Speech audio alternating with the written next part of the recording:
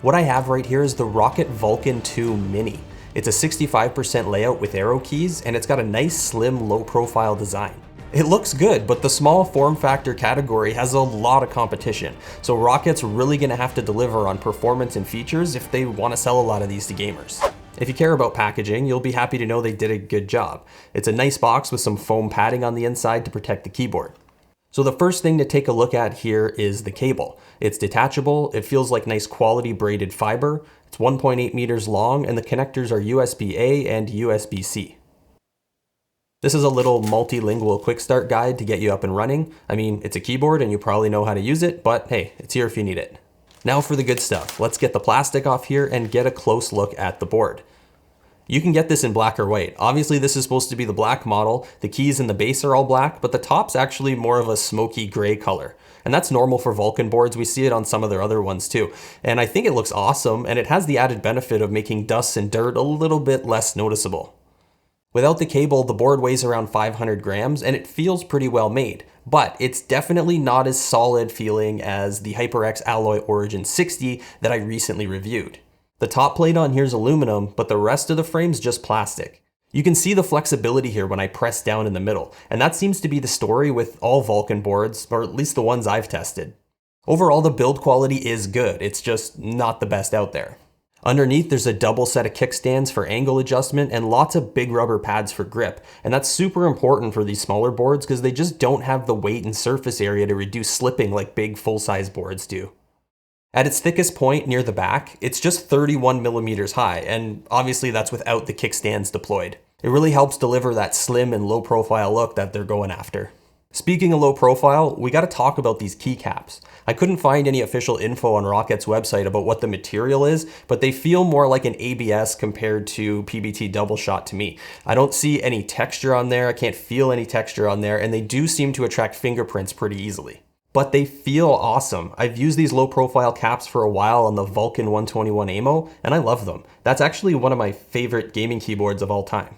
The cool thing here is that even though they're super slim and low profile, the actual surface area and the spacing is the same as regular keycaps, so you can completely swap these out if you want to do that. A couple of big advantages of these caps is that they're super easy to remove. They make cleaning the board easy, and they don't obstruct the RGB. The lighting on this board, it looks amazing. The way it shines through that open design with those RGB switches underneath, it's so good. There's 9 lighting presets in Swarm, plus customization options where you can set the lighting however you want for each individual key, or in separate areas like the WASD cluster, arrow keys, or the function buttons. They also added some dedicated lighting on the 30 smart keys on the board, and what that does is it shows a separate color when secondary functions are active. Now that might sound a little gimmicky, but after using it for a while, it's actually pretty convenient to be able to glance down and see what functions you have turned on. All this stuff's programmable in Swarm. You can customize every key, remap smart functions, and enable easy shift that'll basically unlock a secondary function layer for the non-smart keys. Altogether, it's a crazy amount of customization, and just maybe it might be enough to get the super hardcore full layout keyboard people to switch over, because you actually can get back some of those lost functions that you kind of have to give up when you move over to one of these small form factor boards. Rockat's using their all new Titan 2 optical red switches on here. They're a smooth linear switch with 1.4mm actuation point and 3.6mm total travel. Life cycle's rated at 100 million clicks, which is super high, but also pretty normal for an optical switch these days.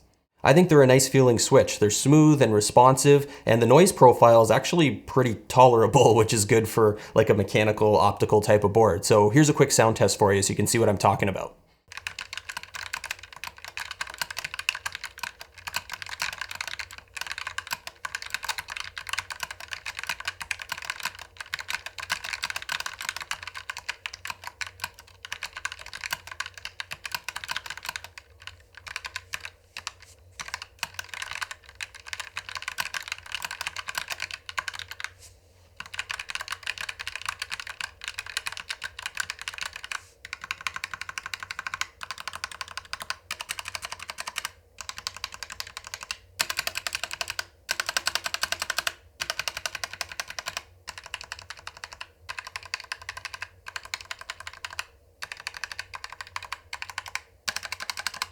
When I reviewed the full-size Vulcan 121 AMO, I mentioned that I could hear a weird metallic ringing or pinging sound from the keys if I really listen closely.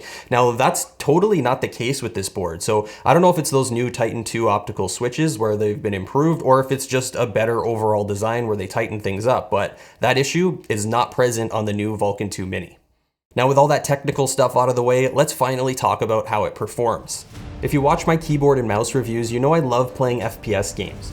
These days, I'm mostly playing Apex Legends, and it's a good title for testing stuff like this because it's fast-paced and requires more than just the WASD keys if you really want to do anything more than walk around with a single weapon. Testing out the board over the last couple weeks, I really started to like having that extra space on my desk for big mouse movements. I regularly hit the mouse on the side of my full-size keyboard because I'm a low sensitivity player, so I just need a lot of mouse space. And this board opens that up for me, and it made a big difference. The keycaps being low profile aren't at all noticeable if you ask me. They just feel like normal keycaps, and it makes sense if you think about it because they have the same surface area as normal caps. I'm already used to red switches on my main keyboard, so moving to these Titan IIs was no problem for me at all. And unsurprisingly, the performance is perfect. I don't have a single complaint about this board in terms of gaming performance, and I think it's a solid option for any level of gamer that wants to jump into the small form factor category. It's delivering top tier performance, and it's got some of the best looking RGB lighting that you can get on a keyboard, period. Whether or not people choose this or something else that's already out there from the competition is probably going to come down mostly to preference as far as I'm concerned. Do I think Roccat made the perfect small form factor board here? No, there are some drawbacks, but there's also a whole lot that it does right. And then when you start to look at some of those unique features that it offers, I think it really has the potential to get the attention of some serious gamers. So I'm going to put the purchasing links, more specs and details for you down in the description. Make sure you check that stuff out and give the video a thumbs up on your way out. And we'll see you soon.